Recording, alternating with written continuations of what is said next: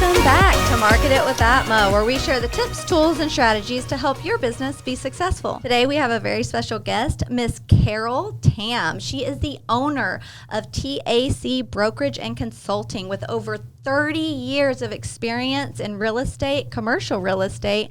She is a wonderful, wonderful source to talk with about your goals and your struggle and your trials and errors as a business owner. Welcome, Carol. Thank you for joining us. Thanks for having me today, Story. So I met you at a wonderful, very private event. Can you tell our audience more about what exactly you do in commercial real estate and what led you to want to be in this position you're in today? Thank you. Love that question. Yes, I started in 1994. I think growing up, I always want to have my own business. I think started from the elementary school. I was selling those little bookmark. Do you remember those bookmarks? Yes. Yeah. My daughter still uses those. Yes. Yes. So it's always in my blood. Wanted to be an entrepreneur. Want to be a lady boss. I got into real estate because I was working for a development company in downtown Los Angeles. And I was working so fast, I finished in 2 hours. What do I do with the rest of the time? I study. So I studied real estate broker license. I didn't just want to get a sales license. I want to get a broker license so I can open my own shop someday. Okay. So you knew what you wanted from the very beginning. I do. Okay, great. And so how has that journey been since your inception of it all when you started school for your brokerage license? I'm glad you asked that question because like any journey, you will have ups and downs, yes. Right? But for every setback, there's a comeback. So you never stay where you're at. I never feel defeated. The message I can pass to our young entrepreneur out there is that you never give up. You know what you want, and you will finish it, no matter what. I love that. So as long as you never give up, you truly feel that if you keep moving forward, right? Yes, ma'am. I think a lot of entrepreneurs can empathize with that. Either you keep moving forward or you fall behind. Would you agree? Yes. Yeah, definitely. So yes. You've mentioned seeing the reasons why you wanted to get into this specific area. You mentioned seeing some, things that you really didn't like in normal real estate and brokerage. Can you tell us more about that and how you're different from the rest? Yes. So, Story, when I first purchased our house, my husband and I married, you met. But my husband and I married in 1990. We purchased our first house. And when I look at the closing statement, it's like documentation fee, messenger fee, points. Oh, there's like so many garbage fees, so-called. Delivery fee, printing fee, you know. So I wanted to understand who is taking all those money on the closing statement. Right. Are they necessary? As you know, at the closing costs, you have title, escrow, property tax, HOA fee. It just go on and on. There's just so many fees. Right. And coming from that drive of curiosity, why and who is taking all this money? And I realized, Carol, the way to get in to be what you're really good at is to get your license and study it and know how to read those contracts, know how to read those disclosures, so you know where all those money going. Because if you don't know where your money is going, somebody else will help you spend your money. That is a true statement, whether you know it or not, whether you want to be blind to it or not, right? Wow, that's almost scary. So in researching all of this information, what did you find? How did you decide to take on your brokerage license with that in mind? The brokerage license helped me not only to open my own shop, but have that in-depth of understanding of real estate. Not just about buying a house or where do I put my big TV, you know. It's about investment. Investment is so important. Investment coming from strategies, timing, location, the holding period, and how do you leverage an interest rate with the term of the loan. All that is so much involved. Absolutely. And you're managing commercial real estate brokerage as well. Yes. And that's got to have a whole slew of other parameters, right? That's right. So through your career, you really kind of refined your approach, would you say? Yes. And so you've earned a lot of awards through your decades, and it's amazing. Can you tell us a little bit more about the awards you've won and how these certifications elevated your business and clients? I think the most difficult certification was the CCIM, Certified Commercial Investment Member. And I started in 2005, and I received my in 2008. Woo, it's like 20 years ago, right? So it took me 2.5 years. So the background is I'm a ESL, you probably can tell. Yeah. English as a second language. And once I decided to pursue CCIM, Certified Commercial Investment Member, that designation, there's no turning back. So I want to show you this pencil actually say 今日事今日毕. This is one of my principles in life, means today's work, finish today. Oh, I love that. 今日事今日毕. Whatever you have to finish today, finish by end of the day. Wow. You don't procrastinate and you don't do it tomorrow, do it next week. Yeah. It's one of the successful principles. So I give this pencil to you. Oh, thank you so much. Yes. I'm honored. I really, really appreciate that. Thank you. Would you say that your core values and your principles are what really gained your success in your career? Or many principles that lead us to success, and I don't really humbly I don't believe I'm success. I am successful in the area that I'm a wife. I'm married 33 years. Congratulations, that's hard. Thank you. Know the same guy for 37 years. And I have 2 beautiful children. My daughter's 28. She's a licensed psychiatric nurse. Wow. Mental health, yes. Incredible. And my son is 24 years old, and he's still pursuing his dream. So as far as me, I don't really want to value myself by how much money, like the world judges. Absolutely. How much money you make last year, Carol? How many transactions you close? How many agents you work? No, that's the world looking at as success. What kind of car do you drive? I really think our success should be, are you kind today? Did you help somebody today? Do you live in abundance? Or do you live in complaint and lack and I'm a victim? That's powerful.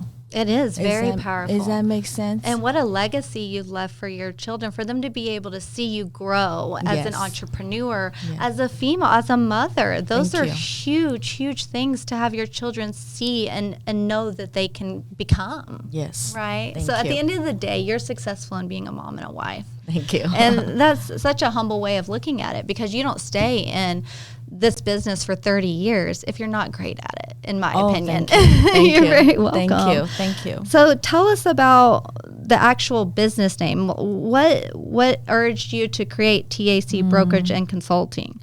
And what makes your boutique approach so much more appealing to your audience and your clients? Great question. So TAC actually stands for Texas and California. I am a licensed broker in state of California since 1994. Wow. So 12 years ago, our family moved to Dallas, Texas, and the professor said, forget what you learned. You're in the great country of Texas now. So I pursue and receive my Texas real estate broker. So both states. I have license in both states. And I always want to do a boutique shop because you can tailor what the client wants. So you're not just 3-bedroom, 2-bath, 4-bedroom, 3-bath. No, it's about what client want. What's their long-term goal? What's their short-term? Is it for themselves, or is their legacy? Is it a lease or a purchase? Is it a shopping center or industrial warehouses? Every aspect is different, and we can get into it. How to pre-qualify client, how to cater to that. It's like you go into a dress shop and they will actually measure you, and knowing that, oh, Carol, a little bit too much here, and, they'll loosen up and they'll show your legs, Carol, because that's your asset. They will actually do that for you, so you look great no matter where you are, and you're still comfortable. You're good at sitting down. If you have to run with your high heel, catching the train, or you're in a foreign country, you have to, hop on a taxi and Uber and wear your backpack with computer in there. You're still able to move and you still beautifully present. So that's my boutique shop it's really catered to individual clients. They come in, I actually ask them questions. All these timing, location, is it for you or for someone else? And how long is your holding period? Well, the most important thing is, what's your budget? Everybody have to have budget, right? Absolutely. I mean, if you don't know your budget, you can't help anyone, right? Yes. No matter what industry you're in. Yes. So you have these qualifying questions, and I'm sure you have a customer journey process we all follow. So, which is wonderful. And by the way, can I point out the shoes are very stylish and very versatile. Thank She you. has these wonderful shoes on, guys. You'll have to call her about it. Thank you. So you work in economic development as well, not Yes. just getting to know these people Yes. personally. Yes. So how does this partnership come about? How do they support your clients, the development to bridge the gap between buyers and sellers? I love that question. This is something I just started 3 years ago because I was a guest speaker at the Taipei International Convention Center. Congratulations. Thank you. On December 15, 2023. And it's by divine power, how you say it. I just raise my hand and say, I will do it. I'll show up. I will delay my flight. I will represent Texas. So I did. I went on the stage. I did my bada bing, bada boom in both English and Mandarin Chinese. I did it in front of the audience. Incredible. Yeah, so it's another secret for success. You have to be willing and you have to be ready. Because when the opportunity open, you have to raise your hand and say, I will do it. And everybody look at you, say, look at me. Who do you think you are? You're not from government. You're no. I said, I speak both language. I'm from Texas. I know what to say. You just give me the PowerPoint. I can say English. I can say in Chinese. Wow. So do you feel like that was a goal for you to be seen as a thought leader and speak in front of all these other professionals or entrepreneurs that are in the same space? I think my long-term vision is to impact people's life, whoever's listening, and I'm able to spark and inspire them. Never think that you're not good enough. You don't have the time. You don't have the money. You don't have the right look. Right. Yeah. At the end of the day, do you think being a female entrepreneur led you down a different path than other entrepreneurs that do what you do? I think so. I'm glad you brought that up. I brought thank you card that I received anonymously. Isn't that interesting? May I read this? Absolutely. Go ahead. This was probably 3-4 years ago. I received this card and say, "Hi, Carol. I hope your week going well. Thank you for your commitment and authenticity. I came across your profile on the CCIM site. Your passion and interest in commercial real estate development encouraged me. Today, that field is dominated by white males. Starting this adventure in 1994 took courage. Thank you for starting and persisting." And she signed Yolanda Columbus. Wow, that is an incredible letter. And I was like, I don't know her. There's no return address. How do I contact her and say thank you? No, she wanted to remain anonymous. And I kept this card to remind me, Carol, you don't think people are watching and listening? Yes, they do. They're watching and listening. Wow. So even with this podcast, I drove all the way here to see you because I feel the connection with you. I feel like my story will inspire someone else. Yes. And through your podcast, there's other people are listening. They might not be here in Dallas, Texas. They may be somewhere else. Absolutely. And inspire them, encourage them, never give up. And you're a speaking reference to that, right? Yes. You are successful in your own way, but you're successful in your own mind and what you've done. And obviously, it goes to say that people are seeing that. So you think authenticity is something that anyone in this industry should really have, or do you think that's what separates you from the rest? That's a good question. It could be both. And authenticity means what you see is what you get. There's no fake about it. Nothing fake about it. No bait and switch, right? Right. And there's in our commercial real estate or in any industry, honesty, integrities are so important. Having those core values. Yeah, because you're touching people's lives and touching their money. In anything you do, right? Right. In any industry. So many entrepreneurs who are venturing out into your space struggle with structure. Okay. I know I have in my career Okay. and had to refine it. Can you walk us through how you create steps and timelines to stay aligned with your goals? How do you create that structure within yourself in such a big space? Oh, you're so good at asking this question. I guess it's in my personality. I get things done, like the pencil I just gave you. I make a checklist, things that I have to accomplish this week, things I like to accomplish today. And even with 2026 business plan, I started last month. People look at me like, you still have plenty of time. My business plan and the agenda and important dates start October of previous year. So I want to be ahead of everybody's schedule. You don't wait until December to talk about your plans and vision in 2026. Absolutely. If you're waiting that long, then you probably need to restructure, right? So accountability is important. Get back to what you're saying. Structure is what you put on yourself. You make yourself accountable. And you could break it down to monthly or quarterly. You can break it down with budget, however you want. But the most important thing, you have to be comfortable. And you have to follow through because no one's going to hold you by a hand and say, let's go cross the street together. You get this. You got to hold yourself accountable. And if you don't, who are you going to blame? Nobody. Exactly. At the end of the day, right? That's incredible advice because sometimes you forget that you're the one to blame for where you are in life, right? You can't blame it on anyone else but yourself. And with all of your success, I'm sure you're the one to speak on those things. So you've openly shared that you've had tough lessons. Yes. Can you tell us a little bit more about that, specifically in 2019? Yes. And tell us kind of what happened and how you overcame that. It was a story that, victim story that I couldn't get out of it for probably 3-4 years until I signed up for Brave Thinking Institute.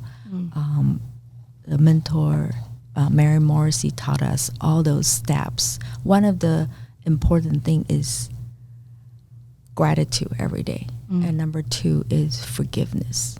It was very difficult for the business partners who betray me, lie to me, wasted my time. And these are Christian brothers, sisters. We pray together every meal. We pray before our meetings. So how did I overcome? It takes courage to forgive them one by one. And it takes time to learn to see the gratitude every single day. And that gratitude will overcome all the negative,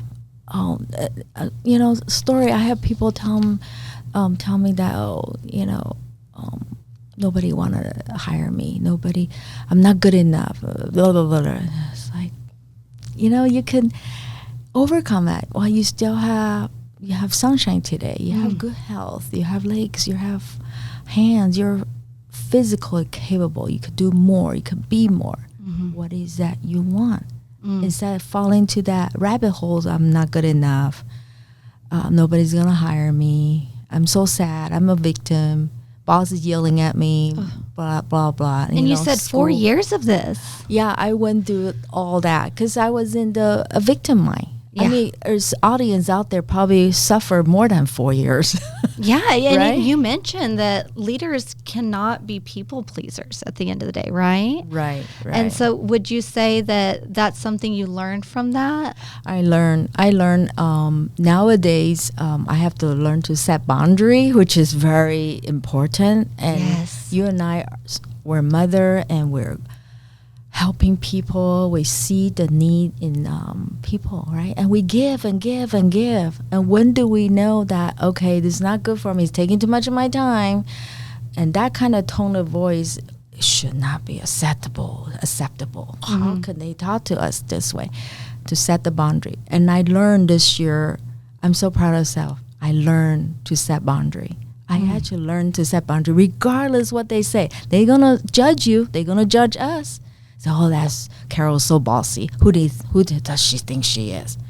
But that's how we protect ourselves, protect our time, protect our value, and spend time with the people who actually appreciate us. I love that you mentioned that after 3 decades of being in the industry, because it goes to the point that no matter what entrepreneur you are, no matter what industry, you are always learning. If you're not learning, even after 30 years, then you're going to fall behind, in my opinion. Would you say that's kind of where you are in life, is you're continuing to learn and grow, even though you've had success in your industry? Yes. It's like cha-cha or salsa. 2 step forward, 1 step back. If you're not making the 2 step forward, you're 1 step back. So keep moving forward.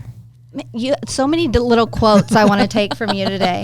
I know we don't have a lot of time, but I will have you back on the show. I want to ask you a couple final questions that I know our listeners are wanting to know. So what, at the end of the day, when you look back on your journey, what's one decision or principle from your early days that still guides you today? Oh, that's such a good question. You're very good. Thank you. It's something I wanted to know about you, so I assume everyone else wants to know. Something that you, looking back on your journey, what's one decision or principle from your earlier days in your career that still stands with you and guides you today? Yeah,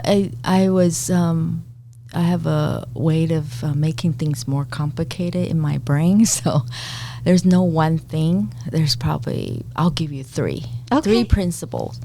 Number 1 is never give up. We talk about that. Yes. Number 2 is the grit, GRIT.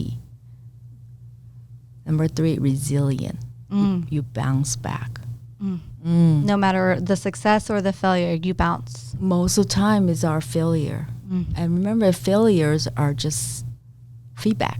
Lessons, right? Yeah. Something to learn from is how I frame it to my kids. It doesn't mean that you're a loser. It's just a feedback. Okay, it didn't work this way. Let's find another way.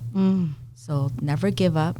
You have to have the grit, GRIT, and resilient. Oh, I love it. Those are great, at least for young entrepreneurs who are just starting out, to really remember if you've carried that from all those years ago, right? I think so. That's wonderful. So what's one piece of actionable advice you want our listeners to take away with them today, other than those 3 things you just mentioned, that would help them move closer to their goals? So once you set your goals and vision in 2026, you break it down, the action plan. Okay, what are the steps? Then you, from that action plan, that's the blueprint. That's the 2026 blueprint. You might not know every little detail, but you have the big rock first. Under that big rock, and you start writing the action steps. You will know as an entrepreneur. You know what light you up, what make you happy. Then you write it down. Those are the lights. The guiding lights. Yes, for your 2026. The worst is don't know where you're going. Like you drive in the car, you put the destination address in the GPA, and GPA take you. Yep. The worst is you sit in the car, you're going around and around, you don't know where you're going. You're wasting time. Right. So how everybody want to be their own business, have your own business and be your own boss. you don't know that it's the most difficult, most challenge in the career because nobody's going to push you. You don't clock in, you don't clock out. There are days in the morning you don't want to get up, but you still have to do it. And that's where grit come from. That's what resilience coming from, and not giving up because this is your life. This is your life. What do you want your life to be? What make you happy? Find those gold nuggets. Find those what make you happy, light you up. Every morning you want to get up. Let's go. If that thing make you want to get up in the morning, that's not fit for you. Find something that your heart open up and just so happy and grateful every morning. Get up and do that and write on your business plan and start taking those actions daily, weekly, monthly. And before you know it, you have a masterpiece, right? That you are proud of at the end of the day, right? Because Yeah. I love the way you frame that. You really need to highlight the bullet points throughout the year of goals that make you happy, not goals you need to get done and dread at the end of the day. Yes. That's something to really remember, no matter what stage of ownership you're in. So thank you for that. Thank you. So how can anyone find you to ask you more about all of the different things you do, from international to real estate here Sure. in Los Angeles? How can they find you? Website, socials? Sure. So Instagram, Facebook, and LinkedIn. And the fastest probably just type in Google techbrokerage.com. I actually have 2026. I have 2 big events coming up.